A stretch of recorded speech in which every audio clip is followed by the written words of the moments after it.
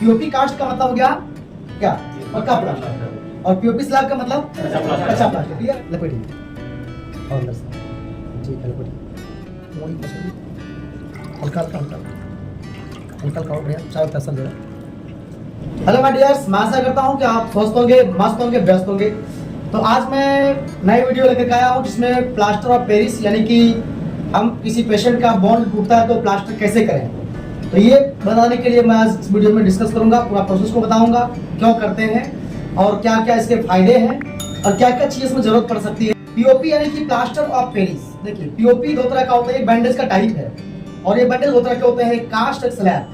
POP cast का मतलब हो गया क्या? पक्का प्लास्टर। और पीओपी स्लैब का मतलब कच्चा प्लास्टर। क्लियर है? तो पीओपी कास्ट हम लोग जब पीओपी स्लैब सक्सेस नहीं होता है तब हम लोग करते हैं, और पीओपी कास्ट जब कोई मरीज का बोन अधिक फ्रैक्चर कर गया हो या पीओपी स्लैब लगा हुआ है और उसका बोन सही से ज्वाइंट नहीं किया, तब हम लोग पीओपी कास्ट यानी पक्का प्लास्टर को करते हैं। अब क्यों करते हैं हम लोग? अगर किसी आदमी का बोन ज्वाइंट फ्रैक्चर कर गया, अगर किसी का बोन डिसलोकेट कर गया अपने जगह से, सॉफ्ट टिश्यू इंजरी हो गई है, या तो लिगामेंट टियर हो चुका है, टेंडन टियर हो चुका है। एक केस होता है सीटीईवीएस, कॉन्जेनिटल टेरिक्स इक्विनोवेरस। इसमें क्या होता है कि इसको क्लब फुट बोलते हैं। क्लब फुट का मतलब होता है कि बच्चे में अक्सर होता है उसका पैर टेढ़ा हो जाता है। तो पीओपी कास्ट के माध्यम से भी सीटीईवीएस का हम ट्रीटमेंट कर सकते हैं। अब इसमें क्या क्या जरूरत पड़ सकता है? इसमें आपको एक पीओपी बैंडेज होना चाहिए। ये अलग अलग साइज का होता है, कोई 6 इंच का तो कोई 4 इंच का, अलग अलग साइज का रहेगा। और एक बैंडेज होना चाहिए। बैंडेज ऊपर से लपेटने के लिए या तो स्टॉकी नेट। स्टॉकी नेट क्या होता है कि मोजा की तरह होता है, सॉक्स की तरह, जो स्ट्रेचेबल होता है, मतलब खिंचाव वाला है। जितना मोजा की अगर पैर का इतना दूर तक करना है तो इससे दोगुना हम लोग माप करके इसको काट लेते हैं। अब पैर में इसको पढ़ा देते हैं एक्स्ट्रा दूरी तक, यहाँ तक, और इतना दूरी तक ही हम लोग करेंगे बैंडेज। बाद में इसको मोड़ के इधर से एडजस्ट कर दी जाती है और दोगुना जो छोड़े हुआ हम इधर आधा, उसको फिर पीओपी बैंडेज बांधने के बाद ऊपर से फिर उसको पूरे पर डाल देते हैं। इससे क्या होता है, पूरा अच्छा होता है देखने में। ये कॉटन जरूरी है रोलिंग करने के लिए, ताकि इसी के ऊपर में हम लोग पीओपी बैंडेज को बढ़िया से लपेट सकें। ग्लव्स भी होने चाहिए, ग्लव्स में लूज भी चलेगा और सर्जिकल तो भी चलेगा। ग्लव्स तो ताकि आपके हाथ को अफेक्ट नहीं करे, इसीलिए हम लोग ग्लव्स पहनना जरूरी समझते हैं। तो इसके बेनिफिट क्या क्या है? पहला फायदा ये है कि आपका बॉडी का मूवमेंट नहीं होगा। मान लीजिए किसी का पैर टूटा हुआ है, फ्रैक्चर किया हुआ है और बार बार उसका पैर उधर मूवमेंट होगा चलने के वक्त में, तो बोन ज्वाइंट नहीं करेगा। अब बोन ज्वाइंट नहीं करेगा तो फिर वो आदमी का प्रॉब्लम होगा आगे चलकर। दूसरा बेनिफिट ये है कि अगर आप एक्सरे करना चाहते हैं, वो एक्सरे भी क्या होगा, आसानी से हो जाएंगे। उसमें रोकता नहीं है वो लाइट, तो अंदर के पार्ट भी दिखाई दे देगा। तीसरा पार्ट की हल्का होगा। और चौथा नंबर समझते हैं कि ये आसानी से मिल जाता है और कम पैसे मिल जाता है। और पांचवा नंबर में कि इससे आर पार ऑक्सीजन सप्लाई होते रहता है अंदर की तरफ में, तो अंदर का टिश्यू भी इंजर्ड नहीं होता है। ये सब बेनिफिट है आपका पीओपी कास्ट या स्लैब लगाने का। अब हम इसका टेक्निक के बारे में बात करें कि कैसे कैसे लगाएंगे। सबसे पहले हम ग्लव्स पहनेंगे। तो अभी ग्लव्स पहनने के बाद हम लोग प्रोसेस पे लगते हैं। सबसे पहला काम एग्जामिन करना है पेशेंट के पैर को। उससे पहले भी हमें अटेंडेंट या पेशेंट को इस प्रोसेस के बारे में पूरा समझाना है, ताकि बाद में किसी तरह की अगर कोई दिक्कतें आती है तो इसका रिस्क डॉक्टर को या असिस्टेंट को नहीं लगे। तो इनका क्या हुआ कि यहाँ पर जो एंकल ज्वाइंट है ये फ्रैक्चर हो चुका है, तो इस केस में हम लोग यहाँ पर प्लास्टर करते हैं पैर को सपोर्ट देते हुए। तो हम लोग पहले नंबर में स्टॉकी नेट अगर हो तो बढ़िया बात है, जिसको हम लोग ऊपर से लगा देंगे और उसके बाद फिर बाद में उसको मोड़ देते हैं और उस स्टॉकी नेट के ऊपर फिर हम लोग कॉटन को लपेट देते हैं और फिर उसके बाद फिर हम लोग फाइनली उसके ऊपर से पीओपी बैंडेज को अप्लाई करते हैं।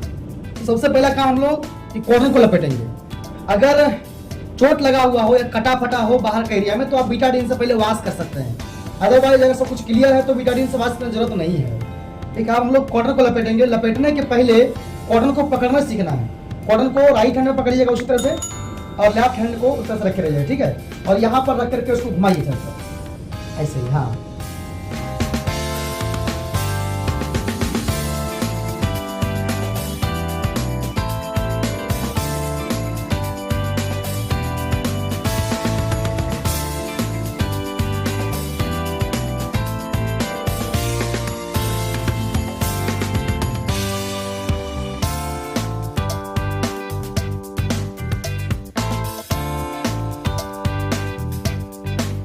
कॉटन लपेटने के बाद अब हम इसके ऊपर से पीओपी बैंडेज को अप्लाई करेंगे।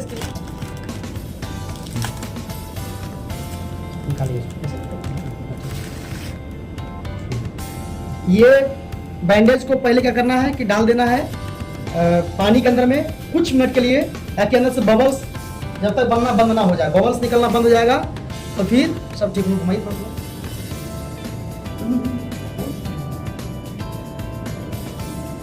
देखिए बबल्स निकलना अभी चालू ही है, जहां तक बबल्स निकल रहे हैं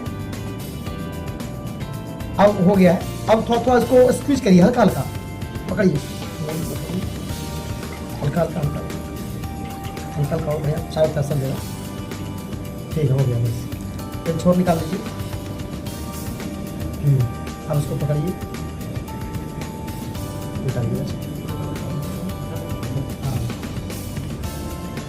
लपेटने के समय ध्यान रहे कि जो कॉटन दिया गया है ये कॉटन के अंदर ही लपेटना है। पैर को बैलेंस बना करके, बैलेंस दिए हुए हैं, सपोर्ट दिया गया है पैर को। अब इस कॉटन के अंदर ही लपेटना है, लपेटिए और अंदर से, ठीक है लपेटिए।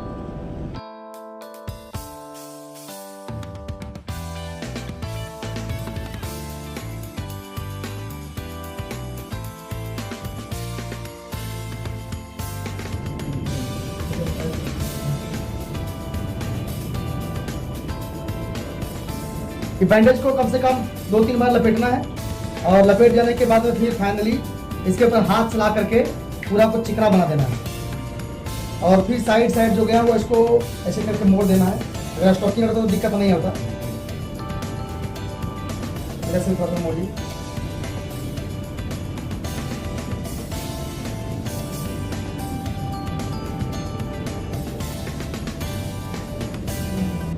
ऐसा करने के बाद जो भी साइड में लगा हुआ होगा उसको क्लीन कर देना है। उसके बाद फिर फाइनली पेशेंट को लगभग 15 से 20 मिनट के लिए ढके रखना है। इसके बाद क्या होगा कि ये धीरे धीरे हार्ड हो जाएंगे। अभी देखिए थोड़ा थोड़ा ये हार्ड हो रहा है। अगर इसके ऊपर में 1-2 बार और लपेटेंगे तो इससे क्या होगा कि और जल्दी ये हार्ड होगा और ज़्यादा मजबूती बनेगा, जिससे कि पेशेंट का बोन जो फ्रैक्चर हुआ है वो स्टेबल रहेगा जगह पर। तो कम से कम 2-3 बैंडेज लपेटना ही चाहिए, जिससे कि पूरा बोन एक जगह पर स्टेबल है। फाइनली उस पर मरीज को आप डिस्चार्ज कर सकते हैं, या तो अगर ज़्यादा दिक्कतें हो तो उनको और भी आप एडमिट कर सकते हैं अपने हॉस्पिटल में। तो इस तरह से आप पूरी पीओपी बैंडेज करना सीख सकते हैं। बताइए कि आपके पैर पे ये पीओपी कास्ट लगा है, कोई दिक्कत हो रही है क्या? मतलब अंदर से जलन टाइप का या फिर गर्म टाइप का? अंदर से वो गर्म लगेगा था वो, क्योंकि ये जिप्सम का है, थोड़ा गर्म लगेगा। और टाइटनेस पे अंदर से नहीं है। हाँ, तो मतलब ये लगभग 14 दिन या 21 दिन या फिर 35 दिन जैसा जरूरत होता है तो उसके अकॉर्डिंग हम लोग बैंडेज को रखते हैं लगाए हुए। उसके बाद फिर फाइनली हम लोग कट कर देते हैं, एक एक्सरे करवा कर, ताकि वहाँ का बोन प्रॉपर ज्वाइंट हुआ कि नहीं हुआ देख कर। इस तरह के बीच में उनको सपोर्ट लेकर चलना पड़ेगा। हाँ, ध्यान रहे कि आप जब बैठे हुए रहेंगे तो अंगूठा को चलाते रहिएगा, इस तरह से अंगूठा को हिलाइए। हाँ, बीच बीच में ऐसे करते रहिएगा, बीच बीच में आप अपने हाथ से पकड़ कैसे भी कीजिएगा। इससे क्या होगा, पूरा ये आपका पैर का जो ब्लड सर्कुलेशन वो फास्ट रहेगा, मैंने अपना चलते रहेगा। ऐसे और वीडियोस वगैरह देखने के लिए मेरे चैनल पर आपका हो मंगल में बहुत बहुत धन्यवाद।